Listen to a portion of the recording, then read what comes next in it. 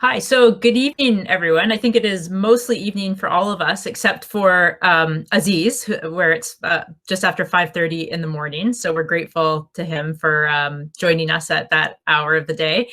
And glad that we could all be together this way. I know these are strange times we're living through, and we're all adjusting to this world of virtual events and social distancing. It has many a downside, of course, but the upside is that here we can all be together from different corners of the country at different hours of the day, and reflect a little bit together on the film that hopefully you saw over the past couple of days, and meet Aziz in Kabul, which is not something we would ordinarily be able to do at an event in Canada. So I'm really excited to introduce you to Aziz. You heard his sort of formal credentials, or just a snippet of them. There's far more. If you Google this guy, you're going to find a lot of information. But I'm not going to go into the credentials covered by Sarah. I just want to tell you about the first encounter I had with Aziz, which was at his school, the Marefat School in Kabul, in western part of Kabul city. And this is a school where you would be surprised to stumble upon it anywhere in the world, let alone in the urban center of Kabul. And I walk into the school grounds, and the first thing you notice is just how big it is. It's an enormous school, in part because it has to house an enormous number of students. It has a couple of thousand students. It's a school that goes all the way from kindergarten to grade 12. You may know that Afghanistan doesn't have kindergarten yet in the public school system. So that on its own is unusual. And they also have a preschool.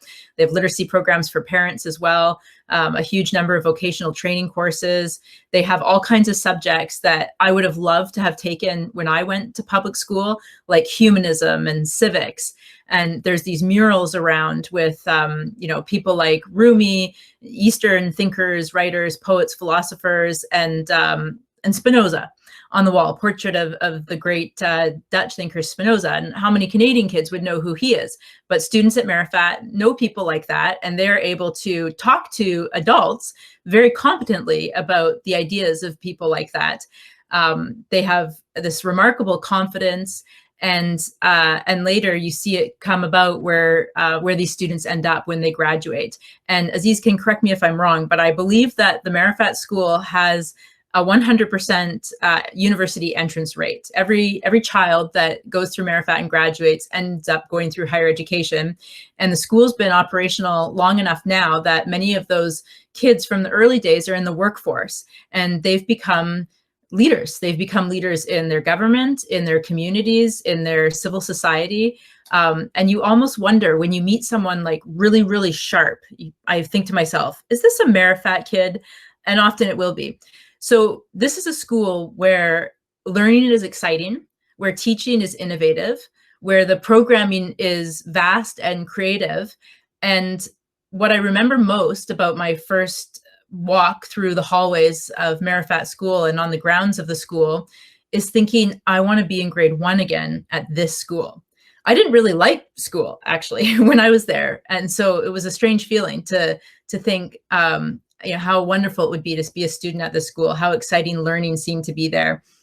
And so this was not lost on us at Canadian Women for Women in Afghanistan, being an organization that delivers education programming and strives to be innovative in the way that we deliver that. So we wanted to learn from Aziz and his team at Marefat how they were doing what they were doing, how they came up with their civics curriculum, how they trained their teachers, how they recruited their teachers. And so we've done things like organize field trips for teachers we work with to come to Marefat and see what the possibilities are for teaching. So there's so much more I could tell you about the school, about their radio station, which is run by the kids. They have a website, which was set up by one of the kids who, of course, they know how to code naturally if they go to the school. They have an art gallery. They do their own media production.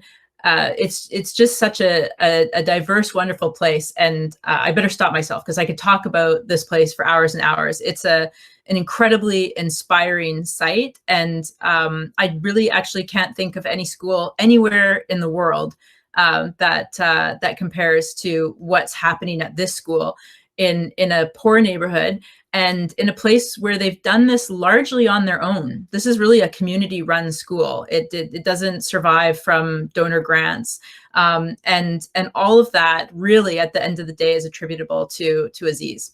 So I'm incredibly pleased to be able to have a conversation with him tonight and have him join us from Kabul on the heels of this film that we've watched about education. And I've told you a little bit about the school, but I want to give Aziz the chance to talk about it as well in his own words. So Aziz, turning to you, you're the founder of the Marefat School, and the story of this school is really legendary, you could say, so much so that one could write a book about it. And in fact, a book has been written about it. The Last 1,000, I think it's called, by Jeffrey Stern. So I haven't had a chance to read it, but if people are interested, that's I think that's out there. And that tells some of the story of the school and you and its students. But tell us in your own words the brief outline of the school's story, how it all started, what were the key milestones along the way, and what the school is like today. And you'll, sorry, I'll mute myself and have to mute yourself. Yeah. Thanks, Lauryn and Sarah, and I'm very happy to be here with you tonight for you and in the morning for us. Actually, in Afghanistan, life is challenge. Besides life, education is a challenge because you have to work with the people that they are not, or they have not been given a chance to go to schools or to universities and to link themselves with the modern world. Besides that, women education is a challenge in Afghanistan because of the restrictions that we do have here. The story of Marefat, or the story of the schools that has been supported through the Canadian Women for Afghan Women here, and Lauryn has been engaged to that, I think gives a hope for us that in Afghanistan, where the people have been suffering from war, at least for this 4 decades, education is a very safe and smooth path to go forward. For us, for example, 17 or 18 years ago, when Afghanistan was coming out of the Taliban reign of terror, the big challenge was how to bring people back to a normal life where they could have a chance to think for themselves. And people were filled with a feeling about retaliation, about revenge, about brutalities that they had, that themselves had been the victim for that, and they wish to, to retaliate that and to have a compensation for that. No one would think about the far-reaching ramification of their acts and brutalities against their neighborhoods.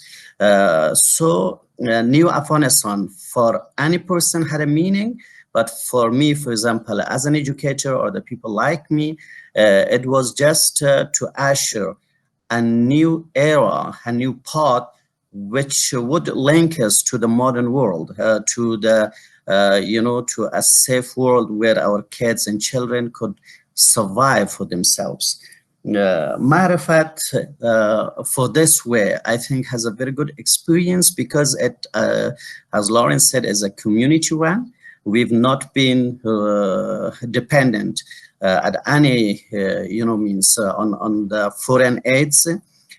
We have not been looking for projects or for grants for that.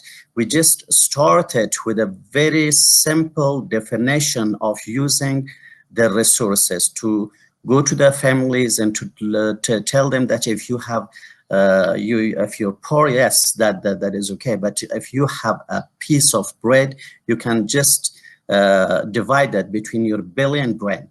You can, divide all your pennies just for today and tomorrow. If your kids come to the school, it is not, a luxury decision that you will be making. It is just helping yourself to utilize from the possibilities, from the opportunities that you do have here. Through that, we encourage people to send their daughters, especially even at the very adult ages. They were 14 at that time, 16. We had a lady even at the age of 26 that she came to the school just starting the ABC, and we had an accelerated learning program to help them upgrade themselves, and just in 5 years we could graduate the first group of our students to go to the university. Through the practices that we had, our main goal was to change the cultural vision of the community. What do I mean by that? That it is not just, the simple alphabets education, or it is not just a capacity to read and write. It is to look otherwise, to have a power of interpretation inside themselves. When they see something, when they face something, they should have their own definition. They should give a meaning for how they themselves want that. That could not happen in Afghanistan through the education of men or the male part of the community, because in our view, the kids, the boys, they would just follow the footsteps of their forefathers. That there would be no change there, because the natural looking of a boy is different from the natural looking of a girl in our views. It is not distinction that you should divide their humanity, but it is something which is related to the natural eyesight of a human being. Because of that, the woman participation for us was started just by the physical participation of them in the classroom. They should come there and they should experience that they can learn alphabets. They can participate in dialogue and talking with each other. They can participate in competitions in the class.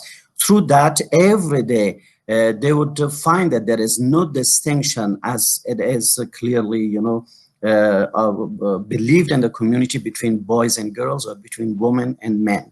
In a very short span of time, we could get the result of that here, where the families became open to talk. For example, the boys and the girls, they would go to their families and they would start thinking, they would start questioning about everything, about their bread, about their faith, about their doings, decisions, relations, interactions, and everything.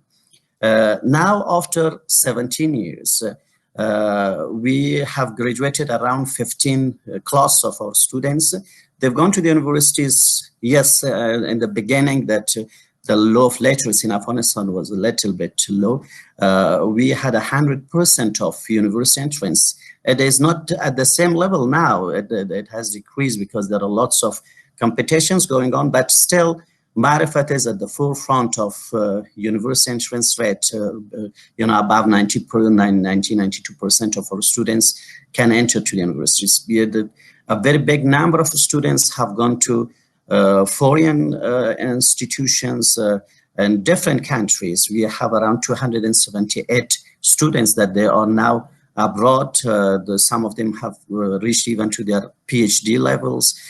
Some of the students are in Stanford. They are studying there. The students are in New York and Hong Kong University and different parts of the world.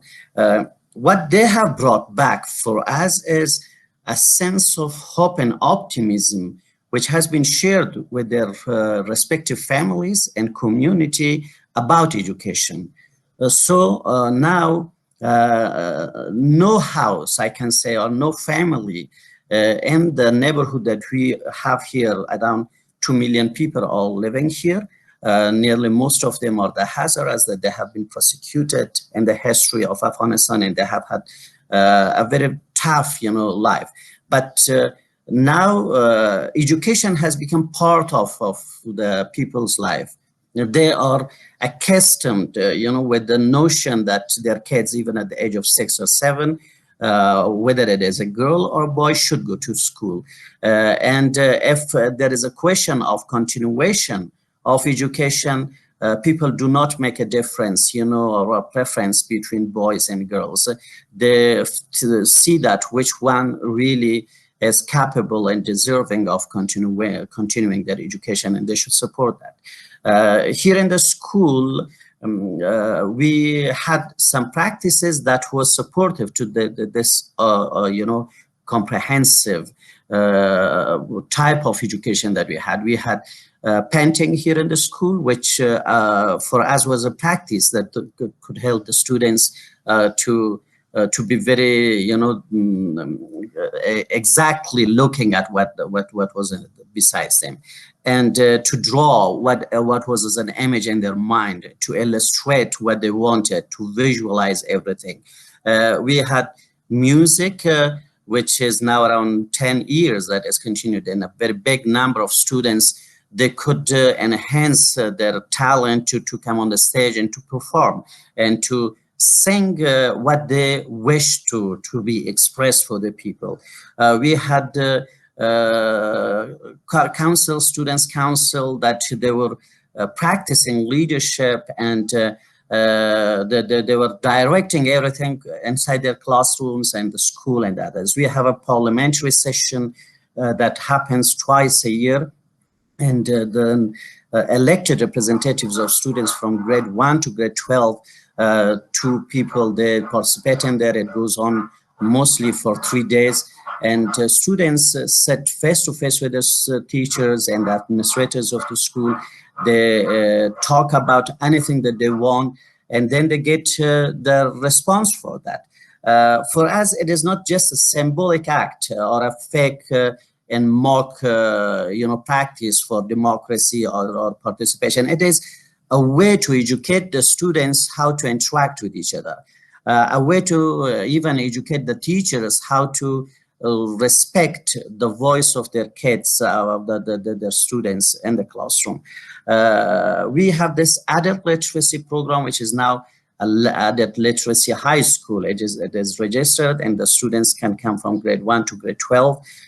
This is one of the biggest success that we had in our path of education. The ladies, even at the age of 45, 50, they do come here. They start from alphabets, and some of them in 3-4 years, they manage to come to grade 8, grade 9, 10, 12. Now we have the students that they are graduated from this literacy school of us. Through that, we've gone to the families, and we have encouraged the women to come out of the restrictions that the walls of their houses impose on them. They are running on the streets every day. That is really one of the exciting features that you see, that they should not be late, they should be punctual, so their books are in their hands or their bags are in the back, and they are running and rushing to reach on time to the classrooms. We have asked them to be respecting the disciplines, the code of ethics of the school as a normal students. They should not feel themselves that they are old or they are aging. They would not practice some of the studentship methods that the other students are following. What of Let me interrupt you there before I lose track of some of the. I have so many thoughts brewing in my head from what you said, and I just want to make the important point that is overlooked so often, that good education comes from modeling, and you get that rather than telling. And I think we just saw 2 great examples from your remarks. The democracy, so actually getting the kids to put it into practice and experience it, that's how you learn it, rather than just hearing about it. And then the co-education system that you have. And I don't know if it's still the case, but I know at least for a long time, Marefat was the only school that was co-educational at every single grade level. Most schools in Afghanistan are co-ed only at the primary level, but you had boys and girls studying in classrooms together up till grade 12. And that makes a big difference because they learn how to interact and communicate with each other as peers, as colleagues, and that affects the way they then behave with the opposite sex in all aspects of life. And it's really important, but you didn't even need to say anything about ending discrimination between the sexes or about gender equity. You get them to experience that and put it into practice for themselves. And I want to come back to that in a moment, but and also ask you about the film, but just a couple other quick responses. I think I don't want people to be lost on people that when you were talking about when the school came to Kabul and opened, I believe it was one room. It was a one-room literacy class. It was one classroom. So if you imagine today this large school that had to be newly constructed and added on to periodically to accommodate 2,000 students in all grade levels, it's quite a journey. And 15 years is both, really, really short, but also it's long enough in the social change continuum that you're starting to see, as you said, these kids crop up in leadership positions, but also that impact within their families and that cultural impact in the community. And this intergenerational shift, I can't emphasize enough how, in fact, revolutionary it is, where you have a population full of people where the parents could not read or write, where they never stepped foot in a classroom, and the kids are going to university. I mean, that's actually like not normal at all. If you look at educational statistics over history in different countries, it doesn't usually follow that pattern. There's a very gradual pattern of increasing educational attainment rates between generations, with always big differences between urban and rural. And here you have, in really less than a single generational shift, in less than 2 decades, this complete overhaul. And these kids, not just getting a little bit of primary schooling, but completing a full course of schooling and going on to higher education. So that's remarkable. And one thing to mention about the physical building, I was there one time when you guys were still building the auditorium, and it was under construction, but it had these like glass pyramids up on the street level, and then it was kind of underground where it would be cooler when a couple thousand kids are gathered together in one place. And it's a wonderful testament to the power of education to have the kind of physical space look so dramatic. I mean, it looks like the Louvre in Paris, these big glass pyramids and natural light, coming down on the kids and students. And that's wonderful, because we often forget that education is the it's the crux of society. It's where we send our kids for a good portion of their early lives to help forge who they're going to be in our society. And so we should behave as if education is this dramatic, revolutionary thing, because it can be when there's inspired leadership. So I want to talk a little bit more about girls and women shortly, but first, because we've watched this film, the story of this boys' school in Kabul. What was your impression? Can you tell us if, in your view, the story is exceptional or is it ordinary? How much does it reflect the experience of other kids in Afghanistan pursuing the dream of education? Lauryn, I think one of the good part of education can be that it should be changed into the models for the others, or it should be expandable. Education cannot be, just put as a pilot session in one place, and the others should be looking that it is extraordinary and no one can go to that. It is a kind of elitism, type of vision for education, which in the countries such as in Afghanistan, I think should not happen. The work that you've done, or the story of the angels or made of light, that this shows that education is a very easy way, that even affordable way for the families to integrate that into their life. This is something I think that should not be interpreted as an exceptional story. The stories of Marifat is something very easy. For example, I myself, as in my stories, I've told that I've not been to school beyond grade 5. I was at the age of 11 that the communist coup happened in Afghanistan and the Soviet invasion happened. Then I became a refugee child. I went to Pakistan and lived without any family companion in the refugee camps for a long time. I would work in the factories and in the bakeries and had a very tough life at that time. Returned back and became a resistance, fighter at that time.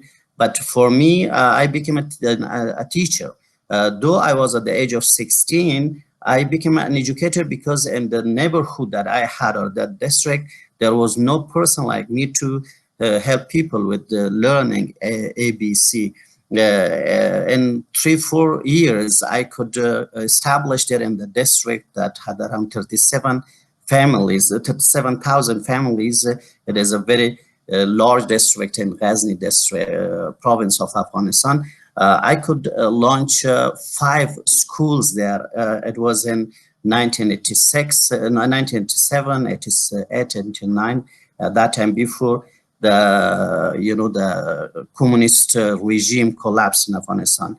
After that, when the Taliban came, we went back to Pakistan and again started this Marefat High School in the refugee camps and helped the kids that they were carpet weavers.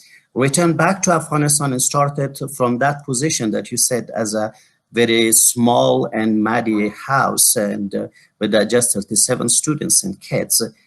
We started with living just a tuition of $1 at that time. And now we have this huge building of 3,500 students. We have graduated around 1,500 people, the students from the school. We had the total asset of the school is estimated as around more than $3 million.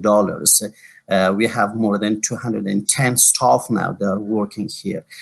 So this whole story has happened in a place or through the people that they have not been extraordinary. They have been the normal people. Any person can follow this model. And fortunately, it has happened. For example, in this neighborhood that we are now here, there are around 253 private schools. 253 private schools, while we have just 11 public schools that is run by the government. There are around 2 million people living here. It has been just, the continuation of the model of Marefat. It means that it has been easy for any person to think with themselves that I can open a school there and I can help a kid to come and learn ABC, or can help a lady, for example, whether she is in a 30 years old, to come and start from ABC. I think that the school that you have been supporting there in Cartenau, for example, or in the other part of the city is the same in this Marefat High School that we have here. People have understood that going to school or getting education is not something as a luxury, in their life, that they should be just envying for that. For me, this is education. Education through the support of billions of dollars, or the outside, sponsorship, it cannot help people. Even it spoils people, because education is a lifetime, story for the people. No one is in the world, ready to come and to take your hand for evil. Just there is, as the teachers do that for their kids and the students, there is a guiding that you should open your eye, you should stretch your hand, you should use your footsteps and go forward. And that has happened in Afghanistan, for example. Because of that, angels are made of light. It means that they are just, shedding the light for the people. The people should look themselves. Yes, you're not there to do everything. As Lauryn, you yourself, for example, now there are lots of security restrictions. You've not been able to return back to Afghanistan. I don't know if you've come in this recent years, but it has not been easy for you, to fly from Canada to come to Kabul now. Why? Because there are security restrictions, but you're not departed and detached from what you've done here in Afghanistan. Your physical presence is not, important. Your vision is important. You have given hopes and inspirations for lots of people that they are now working here. It has been the same for me, for example. I have preferred to be in Afghanistan. There had been lots of threats, there had been lots of security concerns. Last year, for example, just in 1 kilometer outside of our school, in 1 week, two explosions happened, and one of them in a nearby mosque here, 80 people just got killed in an evening. So our students every day, when they were coming to the school, they had this fear that they would be the next victim of bomb blast, for example, or suicidal attack. But I remained here, and still I am a source of optimism for all the students here, because I think that they should believe that explosions are exceptional. Normal life, they might experience some days as an accident on the car accident, for example, in the road. They might face to some people that they would, harass them, or they would, threaten them. But they are not the normal part of the life. Normal part of the life is coming out of home and coming to school, having a schedule, having, a concentration on their books and their, notebooks, and to write something, to talk with their peers, to share their feelings. This is a normal part of life. And this can be shown through education. Because of that, I think these kinds of stories need to be shared with the community. A very good piece of news that I do have here to share with you. You just talked about our radio, and fortunately now our radio station has been 2 years ago around, we stopped that radio, but now we are in the process of launching our TV, edutainment TV here in the Marefat. The process of its registration and launching, now we are in the technical part of that. And 2 months it will be on air. It is a digital TV. It is, encompassing all the things as a school throughout the community. This is our, step that is at this time that the peace negotiation with the Taliban, or the ceasefire with the Taliban might come to they will be integrated into the political system. But for us, it is not the end of the game. It is just the start of a new era in Afghanistan, that we would be facing with the fanatical interpretation of law, the fanatical interpretation of governorship here, or the authority. Because of that, we have to work on that. We have to now assemble a group of people that they are safeguarding their achievements of this 17 years. Women cannot go back to their houses. Kids cannot, stop their education, or people cannot cut their relations with their international community or with the wider world around themselves. So what will happen if the fanatical Taliban, with all these brutalities and fanatical views that they do have, they come and they become the owner of the political system? They will become, the ruler of everything. So we are here, and we have to find our own ways to still, continue the hopes and the optimism for a better future, for protection for the women, especially about their education, about their civil participation, about their voice.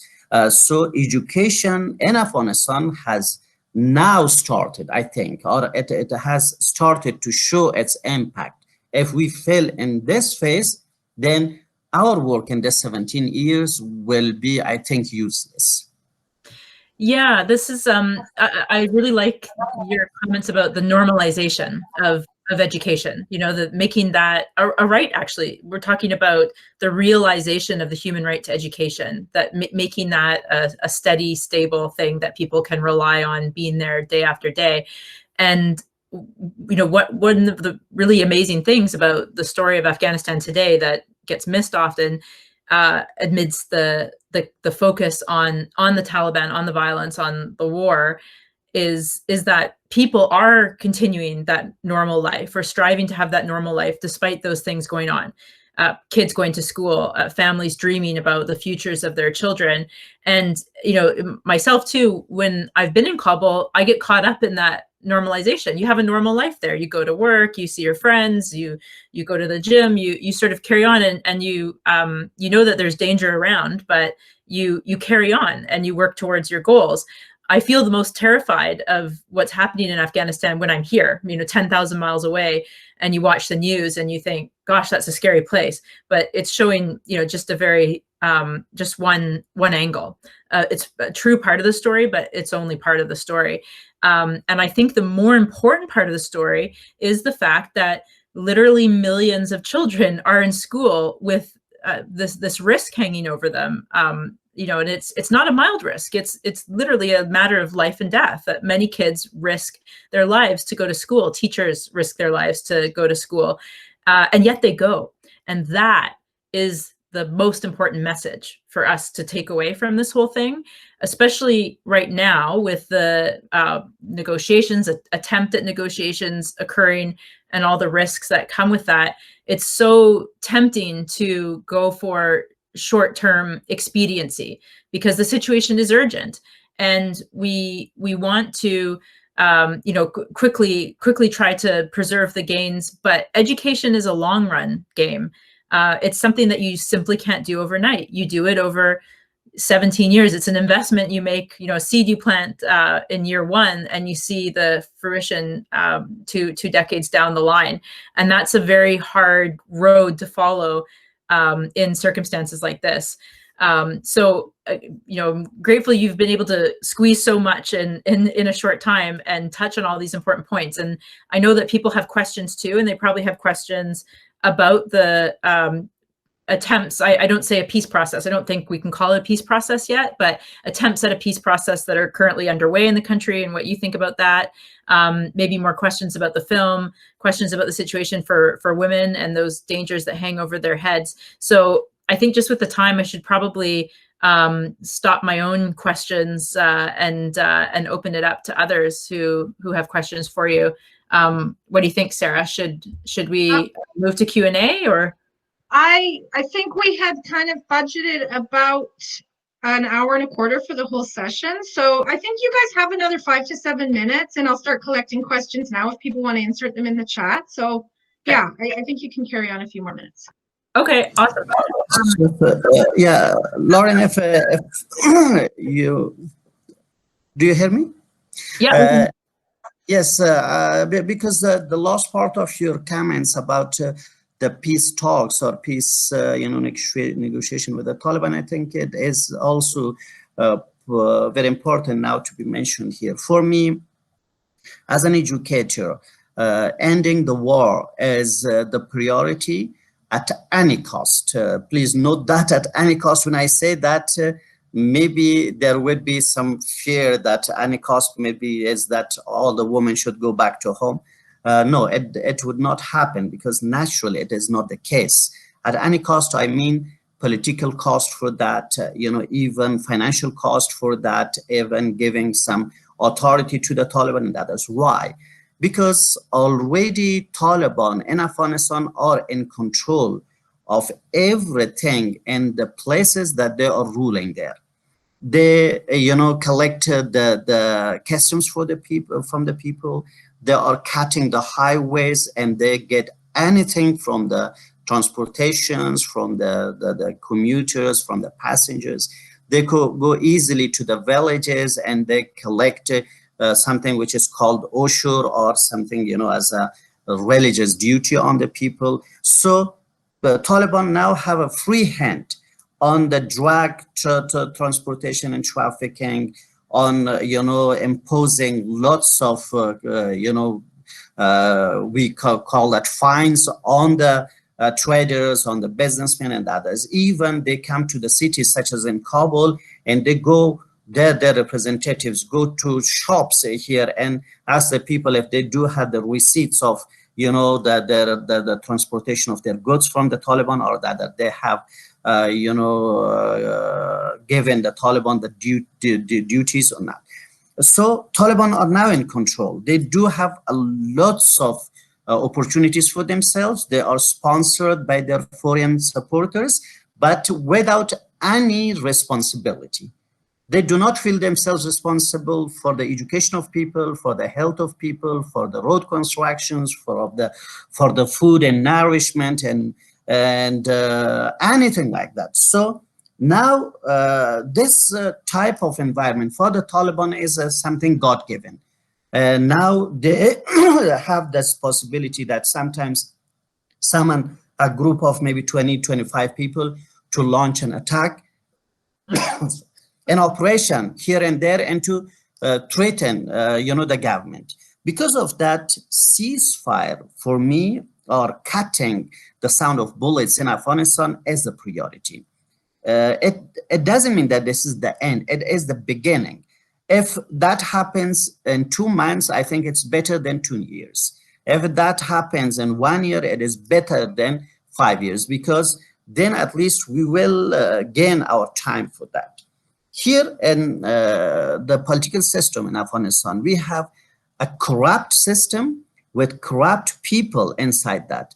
In this 17 years, they have not been reformed. They have not been held to any sin and you know, the good path that should be acceptable for the people of Afghanistan or for our partners in the international community. So if the Taliban enters to the political system, nothing as a new element will come there. Corrupt people will be there, brutal people will be there, fanatical people will be there, and they are still there.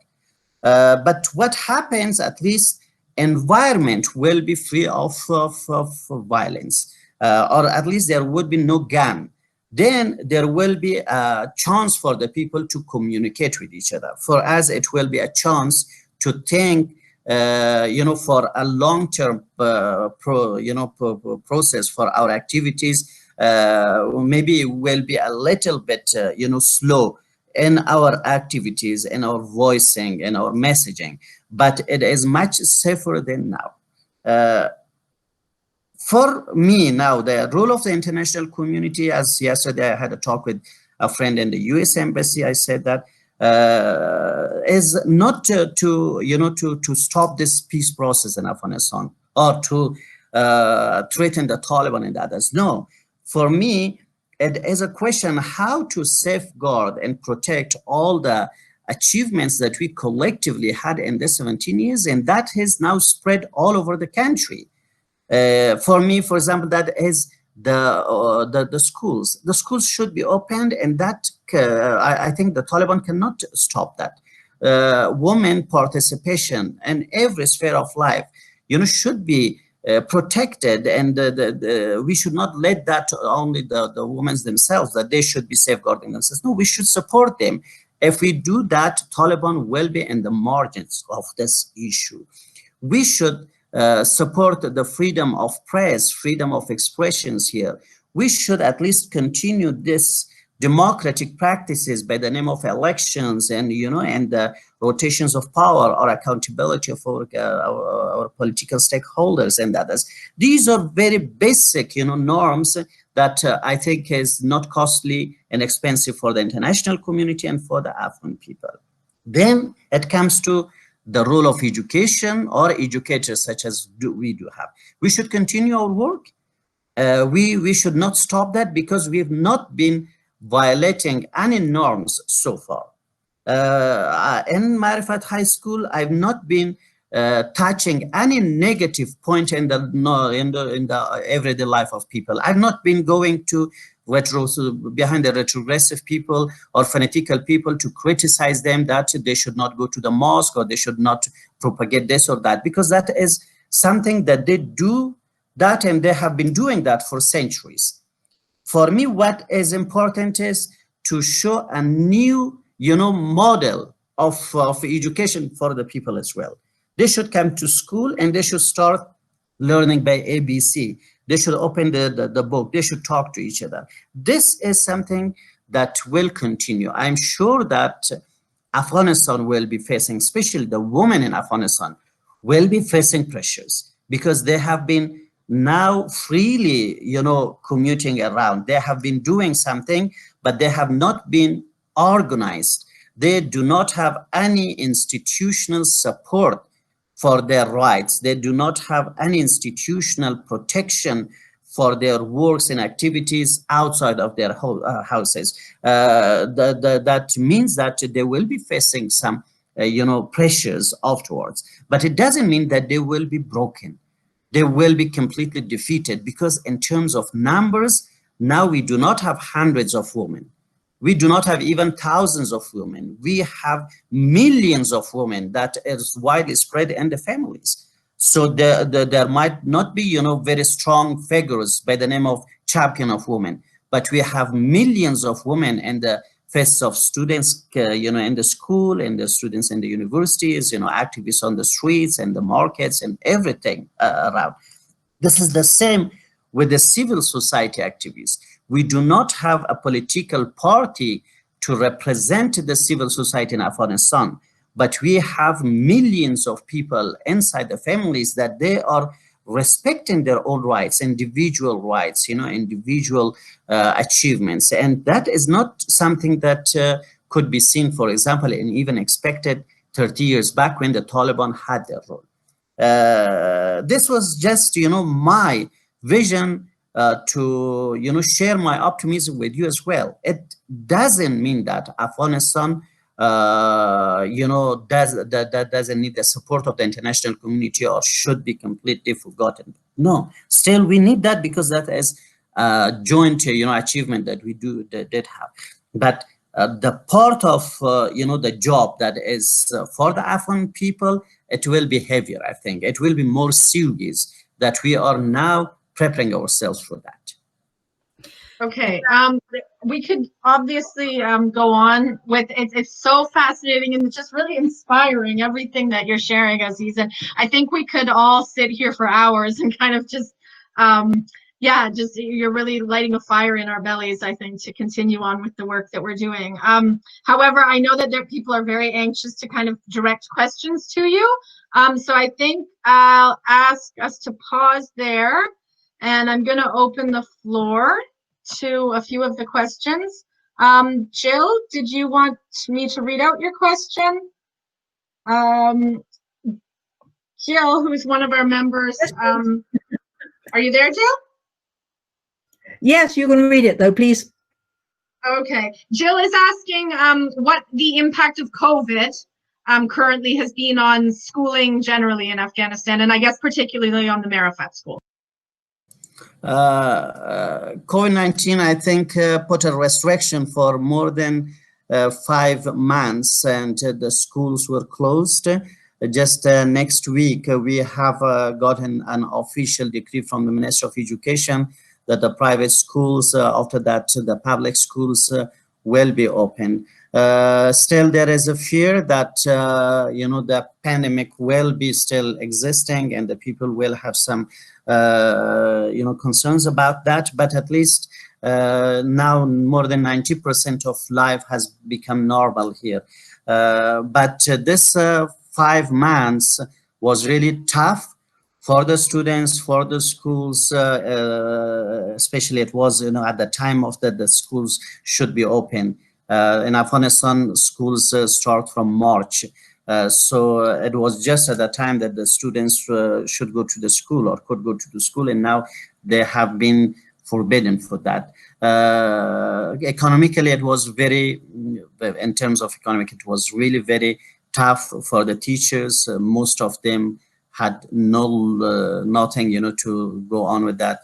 In our school in Marefat, we launched a fundraising with our friends in the UK and in the United States, and at least 5,000 apps, that was around $65, we could provide for all our staff as a stipend that they could just buy a floor of, a sack of flour or rice or cooking oil for themselves to just go on for that. Now, fortunately, this has ended, and from next week, the school will be open and the students will return back. Thank you. Okay, David asks, how is Marefat funded? And am I correct in understanding it is a boarding school? It is not a boarding school, but we just have our students that they are studying here. There are some students that they are coming from the provinces, but they do have their houses for themselves. They're renting. They rent that. The school is funded through the tuitions of the students. A normal student in our school has around $233 per year. It is a tuition, but we do have a charity box which is sponsoring more than 450 students every year. In our constitution, 10% of the annual budget of the school should be allocated for the charity box, which is sponsoring mostly the girls of the higher grades when they are facing some problems, especially with the families and others. We are sponsoring them, but most of the funding source of the school is the tuition. Okay, I'm going to attempt to consolidate a few questions here that kind of relate to questions about what the significant barriers to education as you see it in Afghanistan, as well as opportunities that students have in kind of moving towards more student-centered learning methodology as opposed to kind of rote learning, which some people observed as a change happening in the film. In Afghanistan, I think everything is at the beginning. Even when we call at Marefat, when we talk about students' participation or a collaborative type of learning, for example, or having the engagements in the class, they are not, in that format that you do practice, for example, that in Canadian schools, because the space is very limited, the resources are very limited. Students do not have access to that. But we have had some alternative here, methods that is remedying that inconsistent with the context of the school and the facilities that we do have here. Some of the stories that is featured in the Angels or Made of Light in that film as well, you do see that there are lots of problems inside the families. There are lots of problems inside the schools. The students do not have as much facilities that are needed for a normal studentship, in our world, yes, and in the modern countries. But still, I think, as Lauryn also mentioned, in Afghanistan, everything is related to the context that we do have. Our success is also not compared to Canadian schools.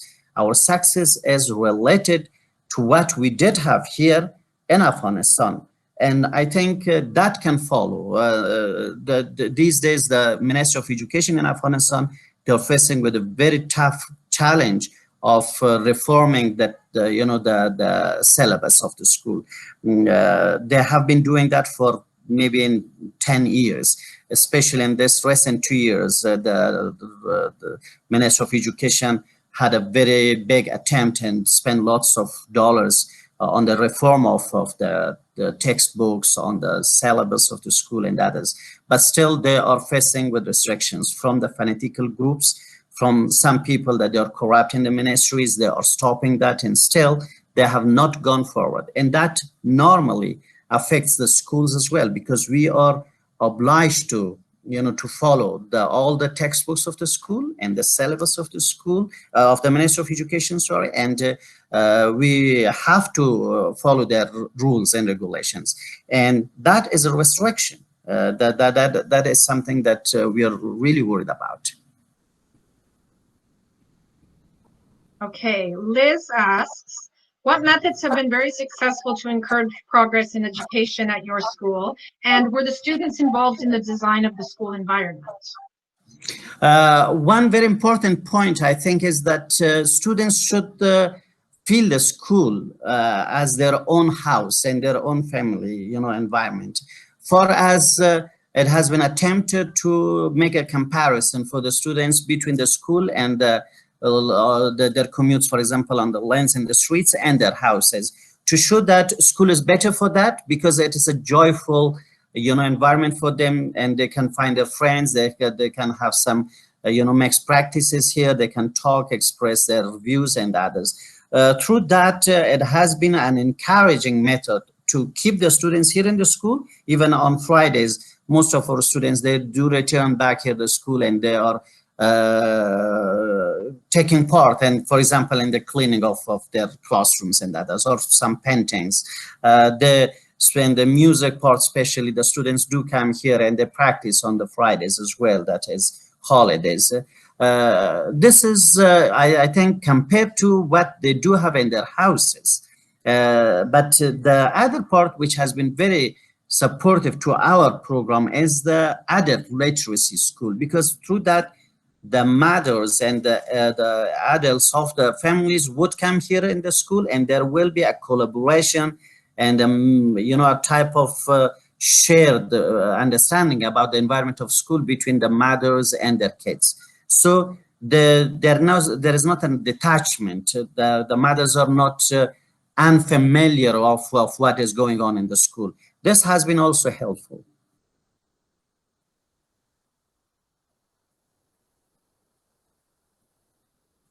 Okay, Friba, do you have a question that you would like to ask directly? Salam Ustad Mafribastam. My question is, how many female teachers do you have currently teaching students, and how many girls are currently enrolled at the school? And I have a few family members who are currently enrolled and attending Marefat School, and they're very, very happy, and they're very proud to be part of that community school. In terms of teachers, I think around 50% or 52% are the women, especially in the elementary and the primary levels. Most of the teachers are the female. But in the upper classes, more of the teachers are male. In terms of students percentage, around 48 or 47% of the students are the girls and the ladies, the rest are the boys.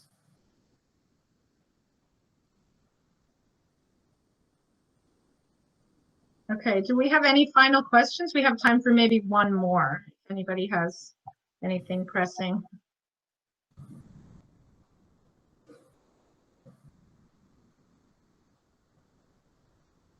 Okay, Lauryn, would you like to make any closing remarks? Yeah. Sorry. Oh, sorry, Linda. Go ahead. Sorry, I just had one question, if I may, Aziz. Yes. Does Marefat have a meaning in English? Yes, it means deep insight. It means what? Sorry. Deep insight, INSIGHT. Okay. Yeah, it is taken from a Sufist, type of interpretation of God and universe. It means a very deep cognition of the universe. So Marefat, for example, Rumi had a Marefat, he in his poems and others, he had a Marefat insight to the world. That is all the time critical, that is all the time questioning and is wondering. The important part of that is all the time you wonder about the world.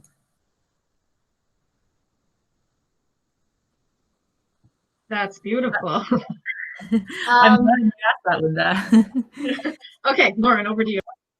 Yeah, I was just busy sort of digesting what you were talking about, and in terms of the reconciliation process and what that might look like and what's in store in the next few years, which promise to be rough.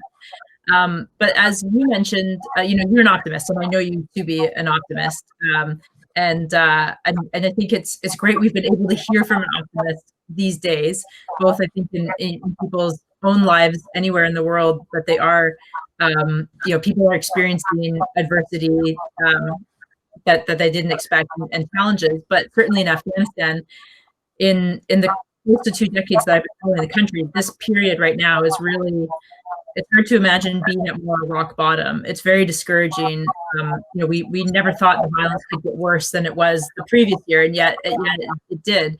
So we need optimist voices now, and we need a bit of grounding and reminders of all that's actually been accomplished. And it's really, really remarkable that in this environment, you have stories like the story of Marefat, and these little glimpses that Together, it's like the expression you have in Farsi, that drop by drop a river is made, or as our own sort of Rumi-like poet in Canada here, Leonard Cohen, says, what is it, the lyric from the song where there's holes in the dark, and that's how the light gets in. So when we look at the accumulated tears and see all the light coming in, we have good reason for hope, actually.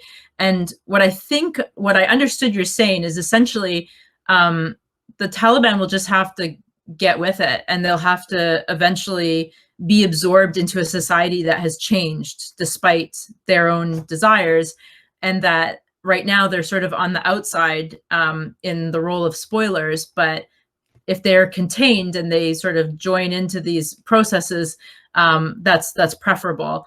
And I think what you were describing is actually pluralism. And I think that's what you're teaching at your school.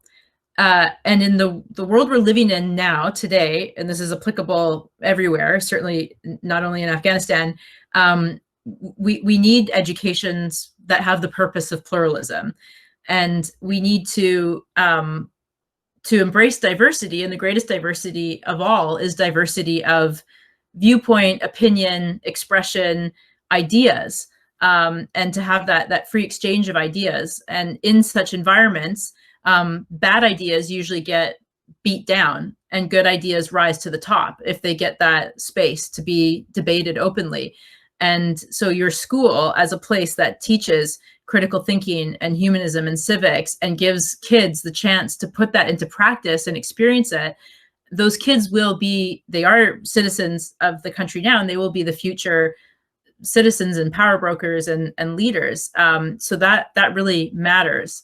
So I think we have to keep holding our breath, actually, in this case, and let the results of the work of people like you come to fruition. And I'm also an optimist because I have had the good chance to be on the ground and to see things like what's happening in the Marefat School. And if you see that, you can't but be an optimist.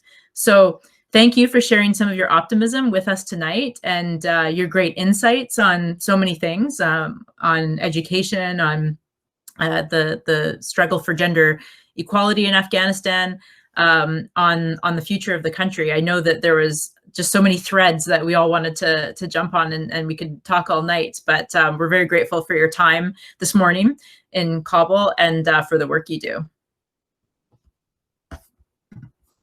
You're muted, sorry. Yeah.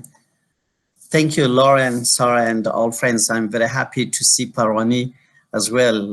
This is, maybe we are in the same city here living, but I think Afghanistan has this opportunity to see each other on this. Faribajan, it was really nice to see you there.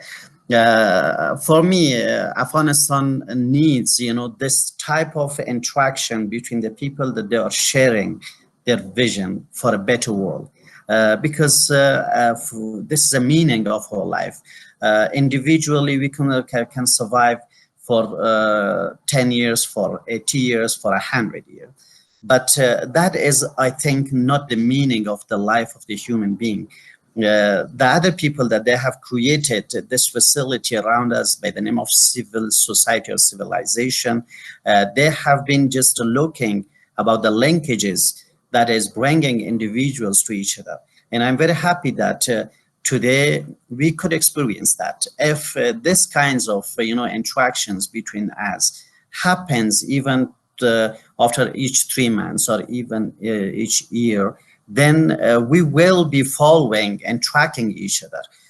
Let's put a mark on our diary today that next year on the 12th of August will be in a better world. For that, we will be doing our part of the job. I will have some benchmarks for that. How many students, how many kids will be really experiencing the type of optimism that we do have now themselves, not as an imposed, something like inculcation or instillment, but as an understanding of themselves. How many, cases of brutalities such as the Taliban are doing will be decreased? How many good figures will be there in the government representing Afghanistan and the Afghan community? And for you, for example, it should be a benchmark, to come back to Afghanistan and on the 12th of August have a visit of Marefat High School here without having the fear from the Taliban, from the, the security intimidations and others. Optimism is not something, I think, very expensive. It is something which is coming out of our vision, our understanding. If we look, that we are someone that we can interpret, then everything will be changed. This is the meaning of education, and hopefully that will happen in Afghanistan. All right. Well, thank you so much, Aziz. I think we're. Thank you. It was very nice. Oh, it was lovely. And there you go, everyone. We have our project work for the next 12-month period. And I gather Aziz will be checking back in with us. So I can only echo all of Lauryn's words. Thank you so much for injecting some hope into, what for many of us is a very challenging moment, particularly if anyone has an interest in Afghanistan. And I suppose if there is a silver lining to the this whole global pandemic situation that we all find ourselves in, it's that we've kind of been forced to discover the opportunity that lies in, the situation for us to connect across vast time zones. So we really appreciate you taking the time to be up very early and spend this hour with us. And you've just, really shared all your wisdom. And thank you. And thank you, everyone, for joining us this evening. Thank you, everybody. Thank you, everyone. Twinkle for a better life. Thank you for joining. Have a great night. Have a great night, everyone.